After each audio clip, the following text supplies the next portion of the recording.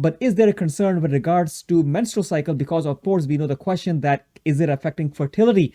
All right, so this is just in, and the European Medicines Agency, they have a safety committee, and they are investigating whether heavy menstrual bleeding and or absence of menstruation altogether has been reported by some females, and this happened after they got their Pfizer or the Moderna shots, and they're assessing if there is any causal link. Causal meaning one thing causes the other, and not it is just an association. So there were a few reports that these vaccines could be causing some of these problems, and this was done on a mobile application that basically tracks females' menstrual cycles, and there was noted that people may be reporting some of these problems. But of course, we know some of the side effects of these vaccines already.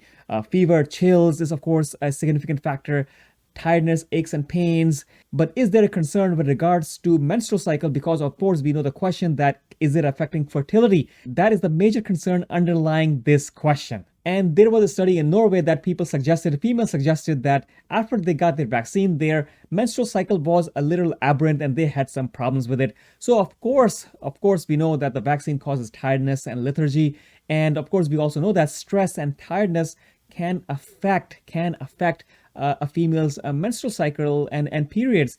Is it due to the stress and the tiredness that comes when you get the vaccine shot, or is there something else? Although this is fairly minor, and this study did show that, okay, there were some changes in the length of their menstrual cycle, but is that just the case, or there is something else going on that could be more sinister? I likely think that there will not be something majorly significant, but however, anything of this nature should be checked up, and I am glad that out in Europe, they are checking these things out. But also the National Institutes of Health here in the US is also in on this. So of course, let's see what information we can potentially get. Now, what they're trying to do now is they're going to be looking at all possible evidence that they can gather.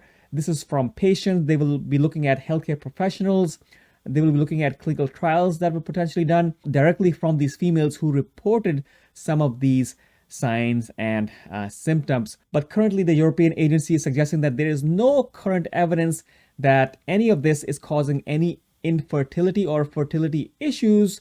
But of course, that remains to be seen. And on the whole, we have not seen much evidence of that currently. Hopefully that remains the case because vaccines are, of course, needed as well in many circumstances, especially the elderly and people who are immunocompromised or have medical problems such as diabetes, high blood pressure, or any type of immune deficiency.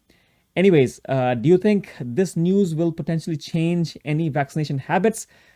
I don't think so, but who knows? But of course, we need to figure out and get to the bottom of all of these questions. I think most of the recommendations will largely remain the same. What do you guys think? Let me know in the comments below. And where are you watching this video from? I'd love to know where's my audience. Thank you so much. Talk to you guys soon.